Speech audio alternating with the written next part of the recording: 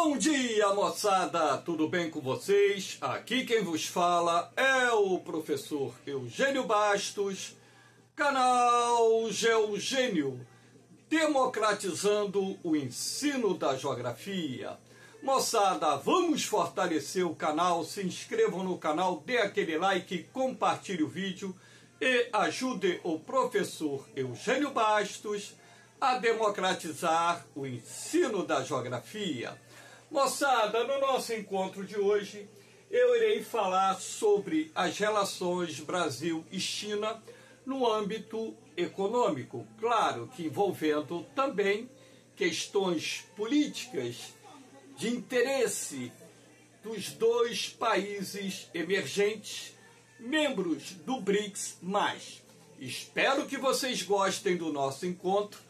Havendo qualquer dúvida, deixe a sua pergunta na parte dos comentários, que eu terei o máximo prazer de respondê-la.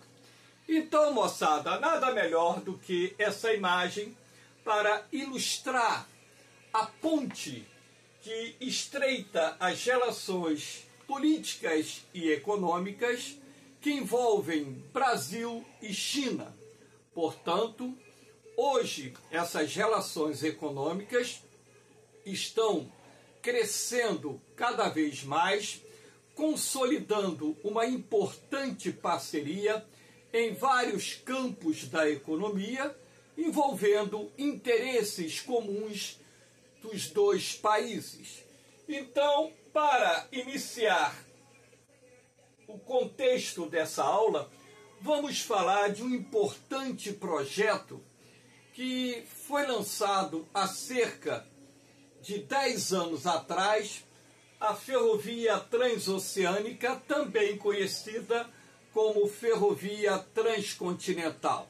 Esse é um projeto de grande magnitude, proposto pelo governo chinês, que inclusive promete financiar essa obra, uma ferrovia que terá aproximadamente 5.000 quilômetros de extensão, ligando o Rio de Janeiro, mais precisamente o Porto de Açu, ao litoral peruano.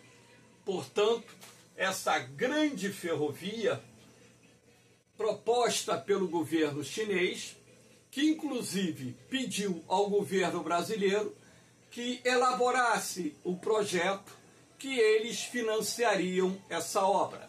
E nós vamos ver por que a China tem tamanho interesse em financiar a construção dessa gigantesca ferrovia.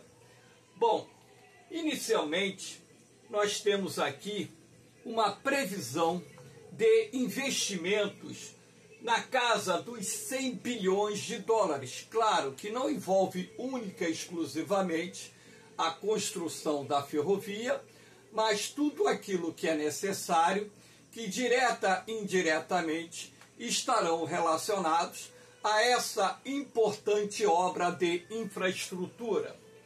Com aproximadamente 4.400 quilômetros só no território brasileiro, a ferrovia ligará o Porto de Açu, que fica localizado aqui no norte do estado do Rio de Janeiro. Lembrando que o Porto de Açu é um porto privado. A Boqueirão da Esperança, no Acre. Então, esse trecho é única, exclusivamente dentro do território brasileiro, com uma extensão aproximada de 4.400 quilômetros. A partir daí, segue até Baiovar, possível destino final no Peru. A gente fala possível destino final porque, caso esse projeto de fato venha a sair do papel, que é de grande interesse para o Brasil, para o Peru e para a China, consequentemente ainda será definido o melhor local no litoral peruano para o destino final da ferrovia transoceânica. A ferrovia possibilitará o aumento das exportações de commodities, lembrando que commodities são produtos primários, com maior destaque para minerais metálicos, grãos, produtos extrativos, vegetais e etc. para o mercado chinês. Claro que essa ferrovia, no que eu citei aqui, envolverá os principais produtos que serão transportados por ela até o porto peruano, mas também, claro, que por essa ferrovia, trens irão transportar produtos industrializados que o Brasil importa da China. Lembrando que boa parte dos produtos que nós importamos da China são produtos industrializados. E a maior parte dos produtos que nós exportamos para a China são produtos primários de baixo valor agregado, que são denominados commodities. Então, essa grande ferrovia é de grande interesse para o Brasil, para o Peru e para a China, e esperamos a qualquer momento uma decisão final sobre a execução desse grandioso projeto. Lembrando que esse projeto faz parte de um projeto de grande magnitude que vem desenvolvido pela China, denominado a Nova Rota da Seda, que na verdade é o apelido dado a um projeto chamado Um Cinturão, Uma Rota, que é um projeto que envolve investimentos em infraestrutura que a China vem realizando na Ásia, na Europa, na África e agora na América Latina, com o objetivo de ampliar as vendas dos seus produtos no mercado internacional e também ampliar as compras de produtos, principalmente produtos primários, matérias-primas e alimentos, que constituem a base das importações chinesas, principalmente dos países em desenvolvimento como o Brasil. Então, a ferrovia transoceânica, ela faz parte desse megaprojeto denominado Um Cinturão, Uma Rota, que é uma estratégia geopolítica traçada pelo governo chinês para ampliar a participação da China no comércio internacional, não só fortalecendo a economia da China, como também a presença da China, de empresas chinesas, de investimentos chineses em outros países, consolidando assim hoje a China como um dos países, se não o país que promove mais investimentos, principalmente nos países em desenvolvimento da Ásia, da África e da América Latina. Aqui agora nós vamos ver o comércio entre o Brasil e a China. Lembrando que a China é, na atualidade, o mais importante parceiro comercial do Brasil. Então, aqui nós temos um gráfico onde é possível observar a evolução do comércio bilateral entre o Brasil e a China de 1981 até 2023. Lembrando que essa aula está sendo gravada no dia 25 de agosto de 2024, portanto, o comércio em 2024 ainda não tem o resultado final consolidado, mas essa tendência mantém-se a mesma de ampliação das relações de troca entre o Brasil e a China. Então vocês podem perceber o seguinte, que em 1981 as exportações e importações realizadas pelo Brasil e pela China permaneciam equilibradas. Então o Brasil aqui nessa época, se não me falha a memória, a China era o 38º mais importante parceiro comercial do Brasil, tinha um volume de comércio relativamente pequeno, em torno aí de 4 bilhões de dólares, mas a partir da década de 2000, principalmente a partir da década de 2010, a participação da China no comércio externo brasileiro foi crescendo progressivamente, a ponto de a China se transformar no mais importante parceiro comercial do Brasil. Repare que as exportações brasileiras para a China começam a crescer na década de 2000 e esse crescimento se consolida de uma forma mais acelerada na década de 2010, repare que em 2023 o Brasil exportou para a China 104,3 bilhões de dólares e importou da China algo em torno de 53,2 bilhões de dólares e tivemos um saldo comercial com a China de 51,1 bilhões de dólares. Ou seja, se o Brasil fechou a balança comercial de 2023 de uma forma geral, ou seja, com todos os países do mundo, com um superávit pouco superior a 98 bilhões de dólares, e desses 98 bilhões de dólares, 51 bilhões de dólares provém do superávit que o Brasil obteve com a China, pode-se perceber que hoje mais da metade do superávit da balança comercial brasileira provém do comércio bilateral entre o Brasil e a China. Então, a consolidação da China como mais importante parceiro comercial do Brasil tem sido de grande importância não só para o desenvolvimento do setor primário, de onde provém a maior parte das exportações brasileiras enviadas para a China, assim como toda a cadeia produtiva que direta e indiretamente está relacionada ao setor primário, trazendo também um grande montante de dólares para o Brasil, e essa moeda, o dólar, é de suma importância para compor não só nossas reservas internacionais, mas também dar garantias para que o Brasil possa honrar os seus compromissos com os credores internacionais. Vocês percebam, que os Estados Unidos até então eram o principal parceiro comercial do Brasil até aqui o ano de 2009. Agora, nesse outro gráfico, nós podemos perceber, né, com clareza, demorou muito a fazer a troca aqui do slide. Então, repare que no ano de 2009, o comércio bilateral entre o Brasil e a China ultrapassou o comércio bilateral entre o Brasil e os Estados Unidos, que durante muito tempo os Estados Unidos foi o principal parceiro comercial do Brasil.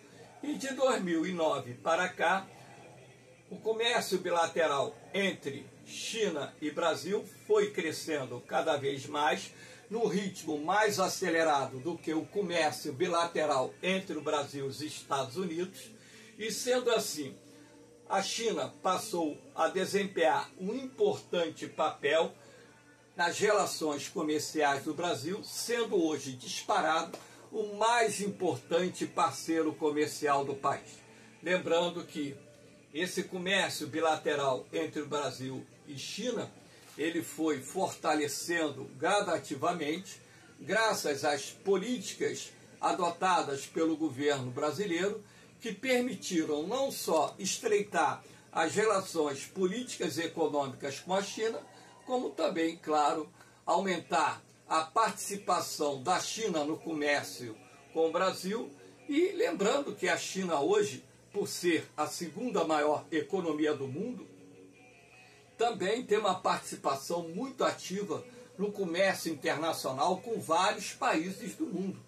Hoje, o montante de produtos que a China exporta para o mercado internacional é gigantesco, e sendo assim, o Brasil é apenas parte componente desse vasto comércio internacional que a China mantém com inúmeras nações do mundo, e lembrando até por curiosidade que os Estados Unidos é o principal parceiro comercial da China. Deu uma travadinha aqui, perdão. Aqui nós temos principais produtos importados e exportados pelo Brasil e China. Então, o que nós mais vendemos para a China, que fique bem claro na cabeça de vocês, são produtos primários, as chamadas commodities. Então, a soja lidera, né, com um valor de um pouco superior a 24 bilhões de dólares, lembrando que esses dados são da balança comercial de 2023, tendo uma participação de 39%. Depois vem óleos brutos de petróleo, com 13 bilhões de dólares, participação de 21%, e depois o minério de ferro, com 12 bilhões de dólares, com a participação de 19%. Então, se você somar esses três segmentos, nós teremos aqui 79% das vendas brasileiras do Brasil à China provém das exportações de soja, óleos brutos de petróleo e minério de ferro, ou seja, commodities. E o que nós mais importamos da China são produtos industriais. Então, nós temos aqui válvulas e tubos termônicos com 2,7 bilhões de dólares, com uma participação de 7,9%. Veículos automóveis de passageiros, 2,7% também, 7,7%. Equipamentos de telecomunicações, 1,8%, 5,2%. Lembrando que existe uma gama muito grande de produtos industrializados que o Brasil compra da China. Então, na verdade, são milhares de itens de produtos industrializados que o Brasil importa da China, visto que os produtos industriais produzidos na China chegam a preços muito competitivos no mercado internacional. Aqui nós temos os investimentos chineses no Brasil. Então, para que vocês tenham ideia, o volume de investimentos realizados pela China, pelas suas empresas estatais no território brasileiro, vem crescendo de uma forma consolidada há vários anos. Sendo assim, a China se transformou no país que mais investe no Brasil na atualidade. Então, tipo de investimento, 70% fusões com empresas nacionais e aquisições, compra de empresas nacionais. 6% joint ventures. Joint ventures é a associação de uma empresa estatal chinesa com uma empresa brasileira. Pode ser de origem estatal, pode ser de origem privada. Greenfield, 24%, com essa participação também de investimentos chineses. Os setores que mais recebem investimentos da China: eletricidade, gás e utilidades públicas, 31%. A China vem investindo muito no Brasil, principalmente em infraestrutura. Que fique bem claro que esse tipo de investimento em infraestrutura também ocorre nos demais países em desenvolvimento que fazem parte daquele projeto denominado Um Cinturão, uma Rota, que é apelidado de a Nova Rota da Seda. 9% em outros, 28% na indústria manufatureira, 7% na agricultura e pecuária. Empresas chinesas têm adquirido terras aqui no Brasil, não só para plantar grãos, mas também para criar gado. 4% em obras de infraestrutura, 6% em serviços financeiros, 7% em tecnologias da informação, 7% em extração de petróleo e gás. Então, aqui nós temos os setores onde os investimentos chineses estão sendo feitos.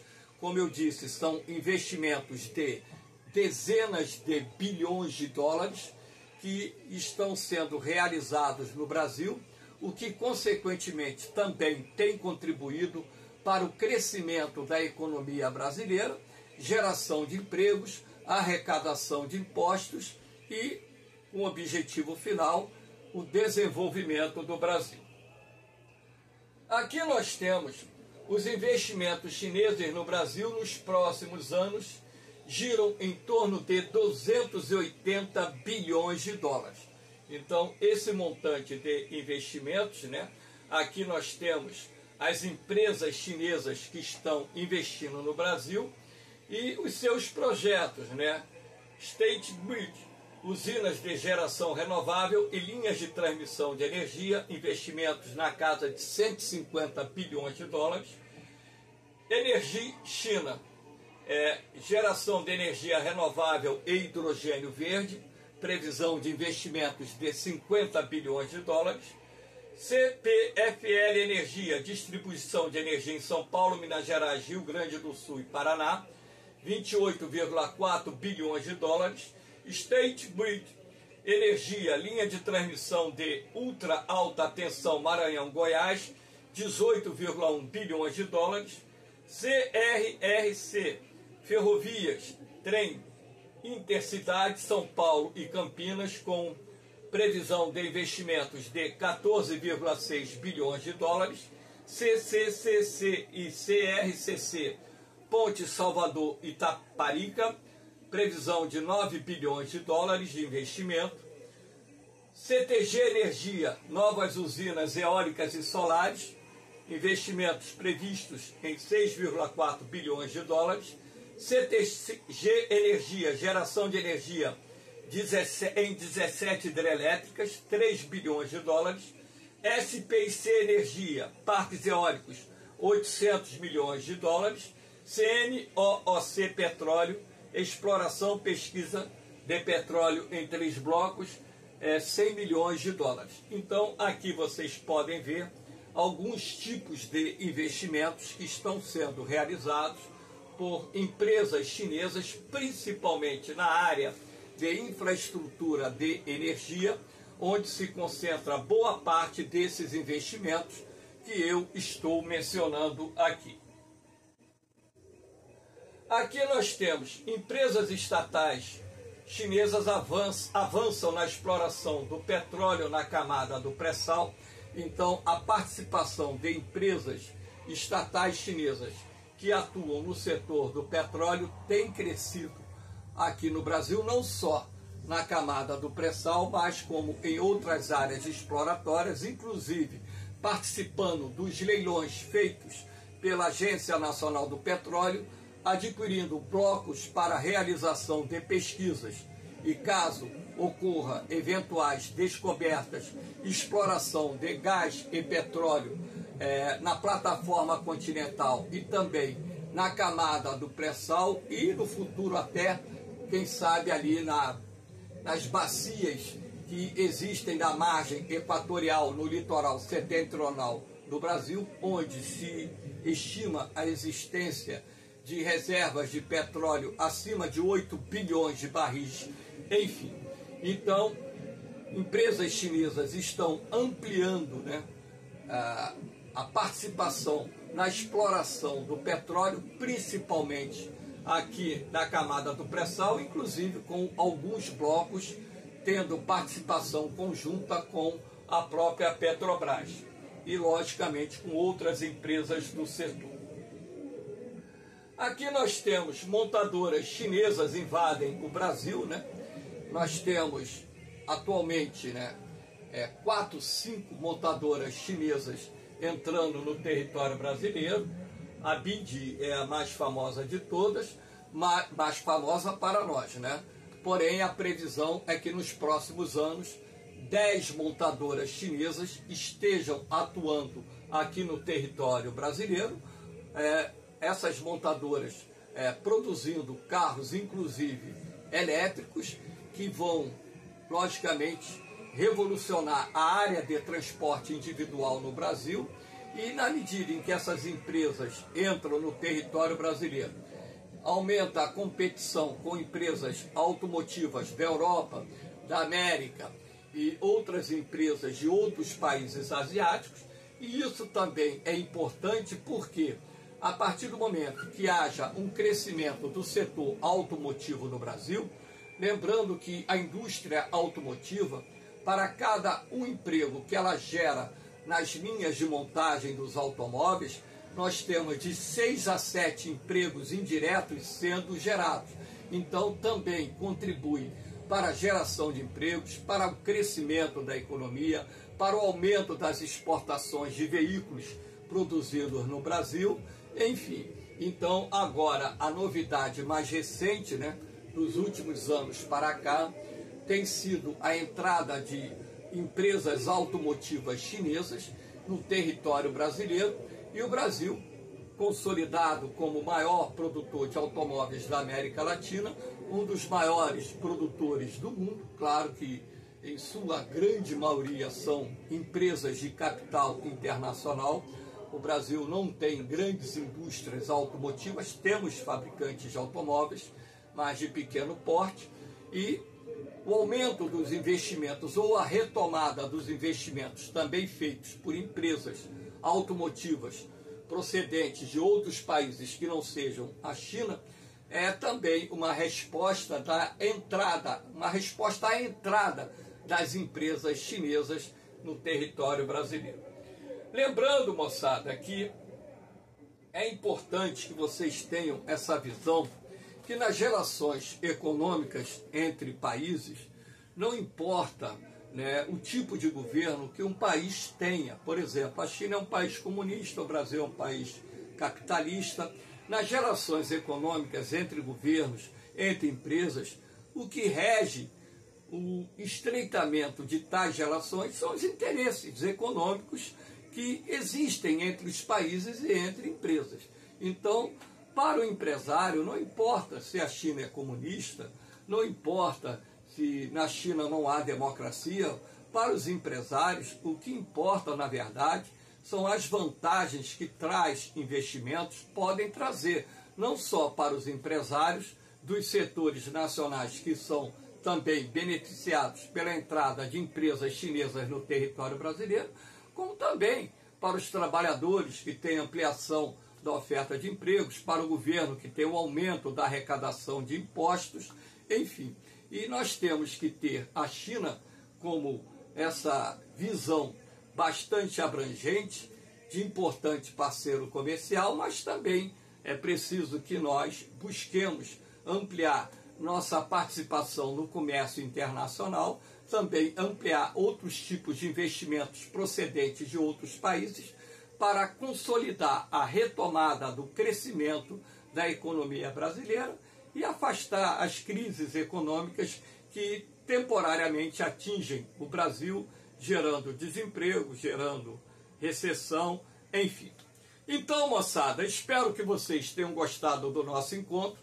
Dê aquela forcinha ao canal Geogênio, se inscrevam no canal, indiquem o canal para os seus amigos e parentes e ajude o professor Eugênio Bastos a democratizar o ensino da geografia.